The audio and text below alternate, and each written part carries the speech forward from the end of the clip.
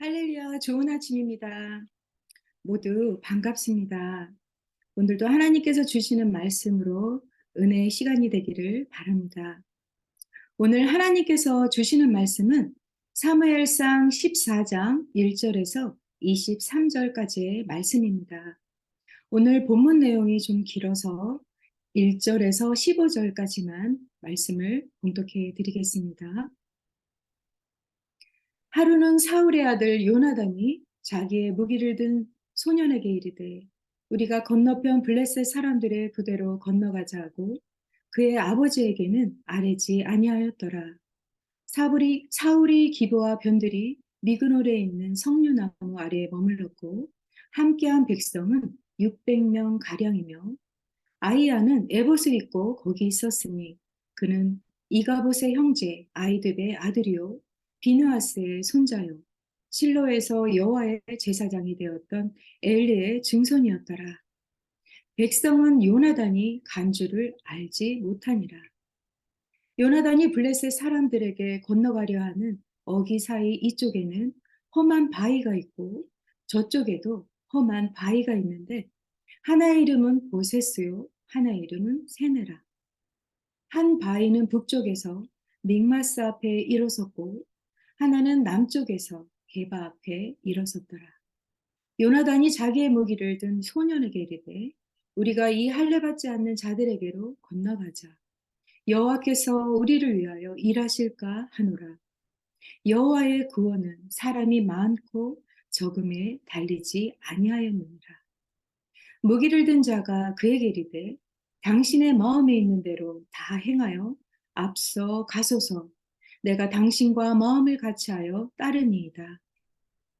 요나단이 이르되 보라, 우리가 그 사람에게로 건너가서 그들에게 보이리니 그들이 만일 우리에게 이르기를 우리가 너희에게로 가기를 기다리라 하면 우리는 우리가 있는 곳에 가만히 서서 그들에게로 올라가지 말 것이요 그들이 만일 말하기를 우리에게로 올라오라 하면 우리가 올라갈 것은 여호와께서 그들을 우리 손에 넘기셨음이니 이것이 우리에게 표징이 되리라 하고 둘이 다 블레셋 사람들에게 보이매 블레셋 사람이 이르되 보라 히브리 사람이 그들이 숨었던 구멍에서 나온다 하고 그 부대 사람들이 요나단과 그의 무기를 든 자에게 이르되 우리에게로 올라오라 너희에게 보여줄 것이 있느니라 한지라. 요나단이 자기의 무기를 든 자에게 이르되 나를 따라 올라오라 여호와께서 그들을 이스라엘의 손에 넘기셨느니라 하고 요나단이 손발로 기어 올라갔고 그 무기를 든 자도 따랐더라. 블레셋 사람들이 요나단 앞에서 엎드러짐에 무기를 든 자가 따라가며 죽였으니 요나단과 그 무기를 든 자가 반나절같이 땅 안에서 처음으로 쳐 죽인 자가 20명 가량이라. 들에 있는 진영과 모든 백성들이 공포에 떨었고 부대와 노략군들도 떨었으며 땅도 진동하였으니 이는 큰 떨림이었더라. 아멘. 오늘 본문 말씀은 블레셋과의 전투에서 이스라엘이 승리한 사건을 기록하고 있습니다. 특히 승리를 이끈 요나단의 용기 있는 믿음에 대해 자세히 기록하고 있습니다. 오늘 주신 말씀을 통해서 우리에게 두려움이 올 때에 어떠한 믿음의 자세를 가지고 살아야 하는지 주님의 음성을 듣게 되기를 원합니다. 본문을 보시겠습니다. 사울은 왕이 된 후에 가장 큰 시련을 맞이하게 되었습니다. 해변의 모래와 같은 엄청난 블레셋 군대가 쳐들어왔기 때문입니다. 이런 상황에서 블레셋과 이스라엘이 전투에서 대치를 하고 있지만 이 전투는 현실적으로 게임이 되지 않는 그런 전투였습니다. 블레셋은 든든한 무기와 수많은 보병이 있었습니다. 반면에 이스라엘은 병사들도 다 무서워 도망가고 오직 600여 명의 군사만이 남아있던 상황입니다. 누가 봐도 블레셋과의 전투에서 싸울 만한 상대가 아니었던 것입니다. 본문 2절에서부터 보면 사울 왕은 기브와 변들이 미그론에 있는 석류나무 아래 머물고 있습니다. 아무런 작전도 없고 대책도 없이 그저 어떤 요행만을 기다리고 있었습니다. 그런데 거기에는 비느하스의 손자요 엘리의 증손인 아이야가 에봇을 입고 있었습니다. 대제사장의 에봇에는 우림과 둠빔이라는 것이 있는데 이것은 하나님의 뜻을 분별할 수 있었습니다. 그래서 만약 사울이 대제사장의 에봇을 가지고 자신의 잘못을 회개하고 하나님의 뜻을 물으면 사울이 전쟁에 이길 수 있는 길을 가르쳐 주셨을 것입니다. 그럼에도 불구하고 사울은 석류나무 아래에 그냥 앉아 있었습니다. 그런데 이때에 블레셋의 진영에 두려움 없이 뛰어들은 한 사람이 있었습니다. 바로 사울의 아들 요나단이었습니다. 요나단은 두려움과 위기 속에서 큰 믿음을 보여주었습니다. 요나단은 자신의 아버지에게 알리지 않고 블레셋 진영으로 들어가기를 결심하고 자기 부하와 함께 그곳으로 들어갑니다.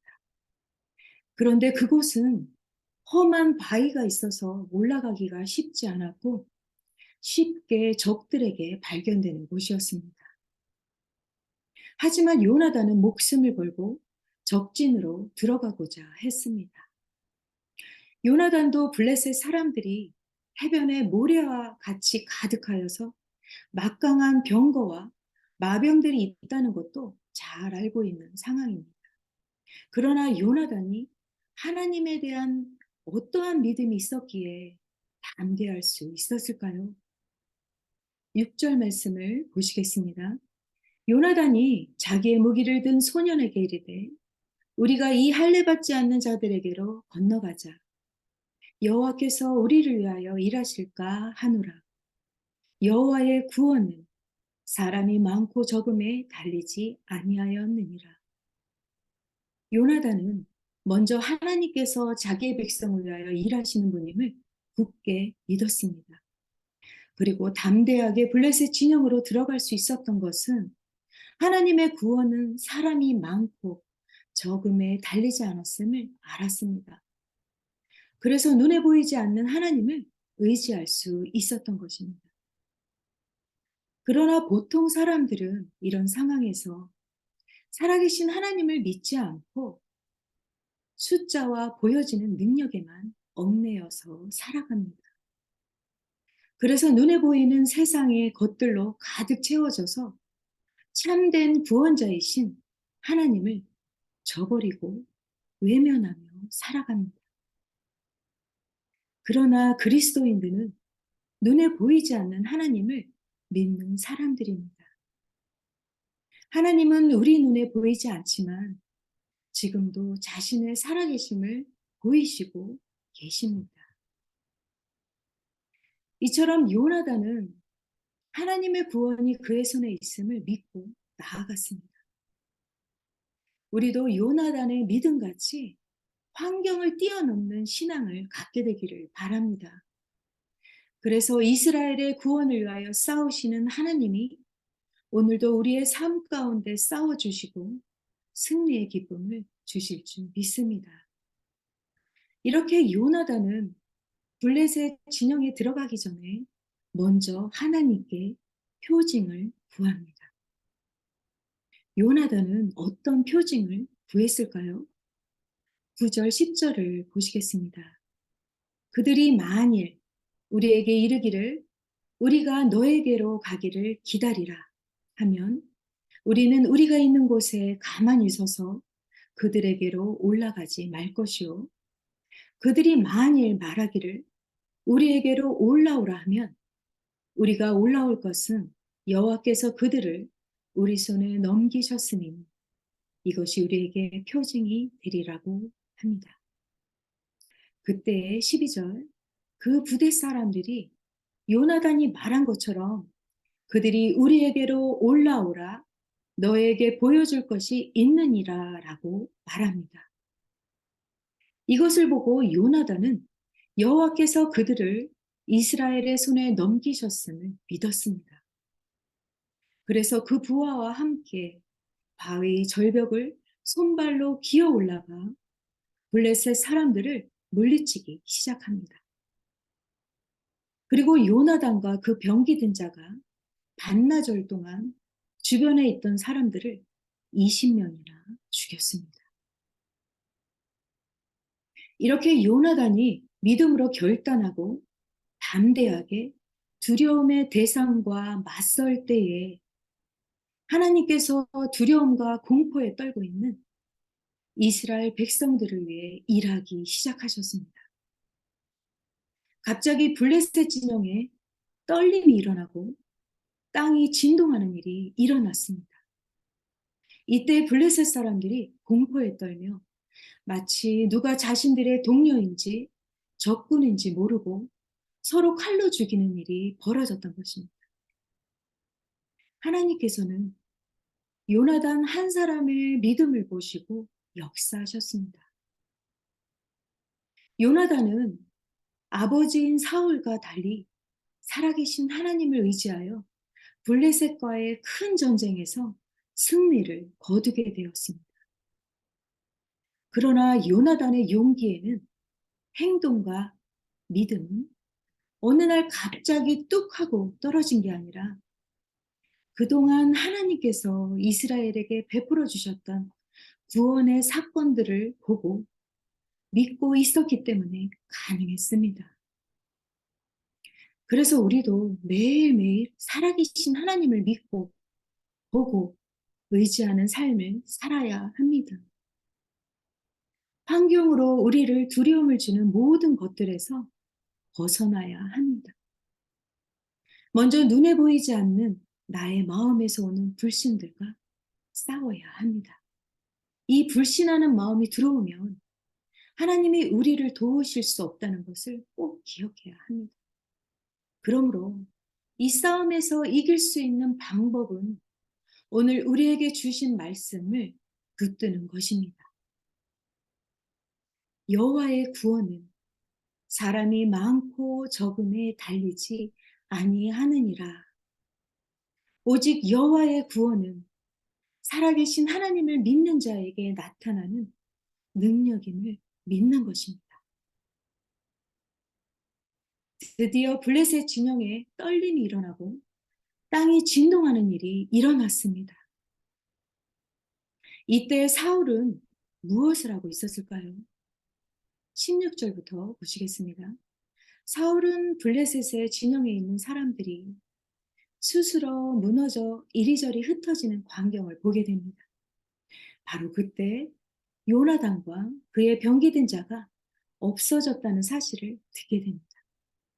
그리고 사울은 18절에 제사장 아이야에게 하나님의 도움을 구할 생각으로 하나님의 궤를 가져오라고 말합니다.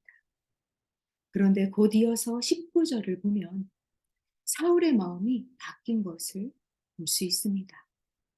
사울이 제사장에게 말할 때에 블레셋 사람들의 진영에 소동이 점점 더한지라 사울이 제사장에게 이르되 내 손을 거두라 하고 사울이 갑자기 제사장에게 손을 거두라고 하는 것은 더 이상 하나님의 인도를 구할 필요가 없어졌음을 의미합니다. 그러면 왜 사울은 하나님의 도움을 구하지 않았을까요? 그 이유가 20절부터 나옵니다. 사울과 그와 함께한 모든 백성이 모여 전장에 가서 본즉 블레셋 사람들이 각각 칼로 자기의 동무들을 침으로 크게 혼란하였더라. 이렇게 점점 혼란이 더 심해지는 것을 본 사울은 제사장에게 하나님의 궤를 거두라고 한 것입니다. 사울은 더 이상 하나님의 도움이 필요하지 않다고 판단했던 것입니다. 그리고 드디어 하나님께서는 요나단의 용기 있는 믿음을 보시고 적군으로부터 이스라엘을 구원하셨던 것입니다. 우리도 하나님을 의지하고 믿을 때 오늘도 승리를 주시는 하나님을 경험하게 될 줄을 믿습니다. 말씀을 정리하겠습니다.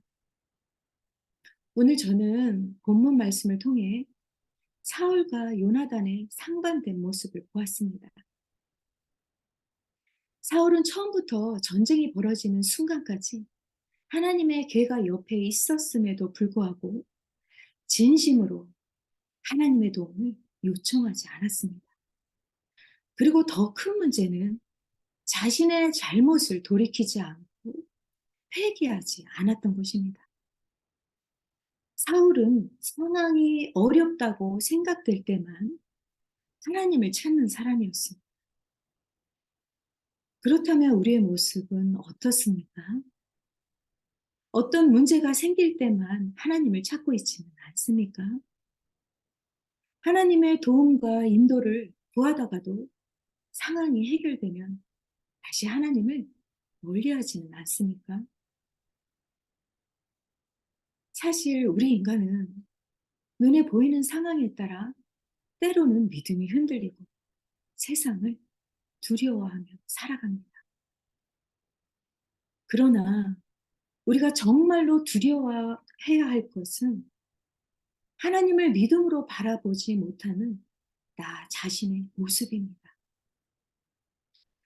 하나님을 찾지 않고 의지하지 않는 나의 교만을 두려워해야 합니다. 이때마다 우리는 하나님 앞에 돌이키고 무릎 꿇고 회개해야 합니다. 우리에게 아무리 두려운 일이 있다 할지라도 오늘 요나단과 같이 용기 있게 믿음으로 행하는 사람이 되기를 소망합니다. 그래서 오늘도 하나님이 주신 말씀으로 승리하는 저와 여러분이 되시기를 주님의 이름으로 축원드립니다. 이 시간 하나님이 주시는 말씀을 기억하시면서 다 같이 기도하시겠습니다. 하나님 감사합니다. 오늘 주신 말씀으로 요나단처럼 하나님의 살아계심을 나의 삶으로 증거하는 자가 되기를 원합니다. 이젠 눈에 보이는 환경을 보고 두려워하는 자가 아니라 눈에 보이지 않는 하나님의 능력을 붙들고 살아가게 하시옵소서. 그래서 모든 순간을 하나님을 철저하게 신뢰하고 순종하는 믿음의 사람이 되도록 우리를 인도하여 주시옵소서. 예수님의 이름으로 기도합니다. 아멘. 함께 기도 제목을 나누겠습니다. 이번 주 토요일 다음 세대 교사 세미나가 있습니다. 교회 본당 오후 2시에 있습니다. 많은 교사들이 참석하여서 은혜의 시간이 되도록 그리고 교사들에게 주신 사명을 더 깊이 깨닫는 시간이 되게 해달라고 기도해 주시길 바랍니다. 그리고 오늘은 목요 중보 기도회가 있는 날입니다. 매주 목요일 저녁 8시에 교회를 사랑하는 성도님들이 함께 모여 중보 기도를 드리고 있습니다. 기도하고 싶은 분들은 누구나 함께 나와 함께 기도하기를 바랍니다. 그리고 페루 김성일 선교사님을 위해 기도를 부탁드립니다. 그리고 우리 교회가 섬기고 있는 선교지와 선교사님들을 위해 기도해 주세요. 그리고 특별히 우리 교회 하나들 치유 회복을 위해 기도해 주시기를 바랍니다. 그럼 다 같이 한 마음으로 기도하시겠습니다.